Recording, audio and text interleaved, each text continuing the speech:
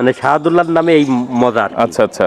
এই 42 মজা মাওলানা শাহ আব্দুল ওয়াহাবের নামেই তার ছেলে নাতির নামে বাদশাহ নচ্ছেদ শাহ দান করে গেছেন। পরবর্তীতে শাহাদুল্লাহর নামেই ওয়াকফ স্টেট পরবর্তীতে 254 বিঘের মতো ওয়াকফ করা হয়েছে। আচ্ছা, যাই হোক, আমরা অল্প বিস্তর সম্পর্কে কিছু তথ্য আসলে ভাইয়ের কাছ থেকে খুঁজে পেলাম। আপনাকে অসংখ্য ধন্যবাদ ভাই। আমি আরেকটা জিনিস জানতে চাচ্ছি, একটু দাঁড়াবেন আর কি, যে আমার পিছনে যতগুলো কবর দেখছি, হ্যাঁ, এই কবরগুলো আসলে কাদের? এটা হলো ওয়াকফ স্টেটের পূর্বপুরুষ ধরে দাদা এই ওয়াকফ পরিচালনা করতেন। আচ্ছা, মোতোয়াল্লি বা ওয়াকফ বলতে গেলে ওয়াকফ মানে এই সাম্রাজ্যটাকে বলা হয় ওয়াকফ।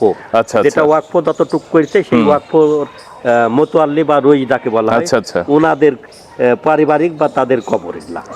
আর এটা হলো মাওলানা, মানে ওই শাহাদুল্লাহর নামে যে তার মানে অরিজিনাল আমরা যাকে বাঘা মাজার বলি, যিনি হচ্ছে আব্দুল হামিদ, ওনার নাম কিন্তু আসলে তার নামটা অনেকেই আমরা জানি না।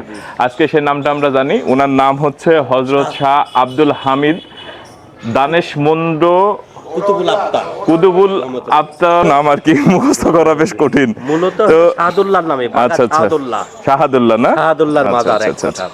তো দারুণ লাগলো। তো যাই হোক, ভাই অনেক জ্ঞান রাখে। আপনি কি এখানকার স্থানীয় না এখানে খাদেম?